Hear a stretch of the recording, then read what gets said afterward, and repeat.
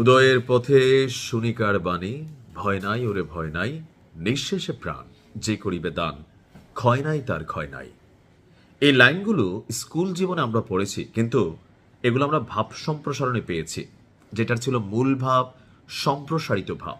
আর আজকে আমি আমার এই ভিডিওতে এই কথাগুলো এই কারণে বললাম, নিঃশেষে প্রাণ যে করিবে দান, ক্ষয় নাই তার ক্ষয় নাই। মৃত্যু সবার জন্য আছে, কিন্তু শাহাদাতের যে বাসনা, নিশ্চিত মৃত্যু জেনে একটা জাতিকে লিড করা, নিশ্চিত মৃত্যু জেনে একটা জাতির মুক্তির জন্য নিজের জীবন আত্মোৎসর্গ করার মতন হিম্মত আসলে আমারও নাই। আমরা হয়তো অন্যায় নিয়ে কথা বলি, দুর্নীতি নিয়ে কথা বলি, বিভিন্ন সময় আমরাও থাইমা যাই, ভয় পাই, অনেক ভিডিও ডিলিট দেয়, কিন্তু আজকে আপনাদের সামনে একজনকে পরিচয় করিয়ে দিচ্ছি,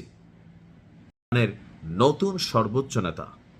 তার নাম ঘোষণার পরপরই ইসরায়েল ঘোষণা করছে তাকে দুনিয়া থেকে বিদায় করে দিবে। আর এটা যে করবে এটা আমি নিশ্চিত। কেন? বীরদের মধ্যে যখন প্রধান নিহত হলেন, এরপরে আরেকজন আসলো, তারেও শেষ করলো, আরেকজন আসলো, তারেও শেষ। লেবাননে ঠিক সেম ঘটনা করছে, ইরানও একই ঘটনা ঘটাবে, কারণ মোসাদের যে নেটওয়ার্কিং সিস্টেম এটা খুবই হেভি এবং টাইট। দর্শক, এই মুহূর্তে আমরা যদি দেখি যে আপনার ইরানের অ্যাসেম্বলি অফ এক্সপার্টস, আমাদের যিনি সর্বোচ্চ নেতা ছিলেন, তার ছেলে মুজতবা, নামটা কি? মুজতবা, পরবর্তী সুপ্রিম লিডার হিসাবে নির্বাচিত হয়েছেন।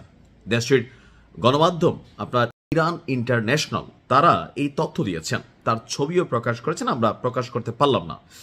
ইরান ইন্টারন্যাশনালের দেওয়া তথ্য অনুযায়ী আইআরজিসির চাপের মধ্যে এই সিদ্ধান্ত নেওয়া হয়েছে যে প্রধান নেতা তো নাই, তাহলে এই যুদ্ধকে কে লিড করবে? একটা গ্রুপ তো বিভিন্নভাবে অ্যাক্টিভ হয়ে গেছে আমেরিকার সাথে সেটেলমেন্ট করার জন্য, এক শ্রেণীর সুশীল দাঁড়াই গেছে। সো এই যুদ্ধকে সামনের দিকে নিতে হলে একজন যোগ্য নেতৃত্বের দরকার। আর যেহেতু এই প্রধান নেতারই ছেলে, আমি এই ছেলেটাকে নিয়ে অনেক আগে একটা নিউজ করছিলাম, আপনারা হয়তো অনেকে শুনেছেন, যে পরবর্তী সময় পর্দার আড়াল থেকে তিনি হয়তো সামনে আসতে পারেন। ওই যে দীর্ঘ সময় পর্দার আড়ালে থেকে ইরানের ক্ষমতার কেন্দ্রবিন্দুতে সক্রিয় ছিলেন 56 বছর বয়সী মুজতবা। বাবার মৃত্যুর পর দেশটির সর্বোচ্চ রাষ্ট্রীয় এবং ধর্মীয় প্রধান ব্যক্তিত্ব হিসাবে তিনি এখন আসীন হয়েছেন। 1969 সালের 8ই ডিসেম্বর মাশহাদ শহরে জন্ম নিয়েছিলেন মুজতবা।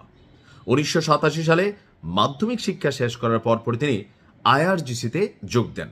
এরপর ইরান এবং ইরাক যুদ্ধে শেষ পর্যায়ে অংশগ্রহণ করেন।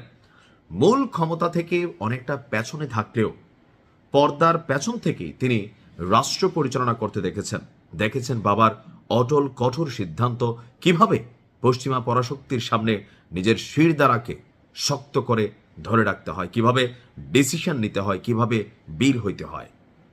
কথা আছে যে একজন লিডার একটা রাষ্ট্রকে ধ্বংসও করতে পারে, আবার উঠাইতেও পারে। সাহসী নেতৃত্বের দরকার। যেহেতু সর্বোচ্চ নেতারই রক্ত, সো রক্ত কথা বলে। এই ব্যক্তি সম্পর্কে আমি এর আগে যে নিউজটা দিয়েছিলাম, সামরিক দিকে, প্রযুক্তির দিকে যথেষ্ট জ্ঞান তিনি রাখেন। এমনকি এই যে লম্বা সময় আইআরজিসির জন্য তিনি অনেক কাজ করেছেন, এমনকি টিমের অনেক সিদ্ধান্ত, নির্বাচন করা, সবকিছু মিলিয়ে যথেষ্ট চৌকস এবং পরিপক্ক একজন ক্যারেক্টার। তবে আমার ধারণা খুব শীঘ্রই তিনিও দুনিয়ার আলো বাতাস থেকে বিদায় হয়ে যাবেন। আল্লাহ তাকে হেফাজত করুক, তাকে ফতেহ দান করুক। আসসালামু আলাইকুম।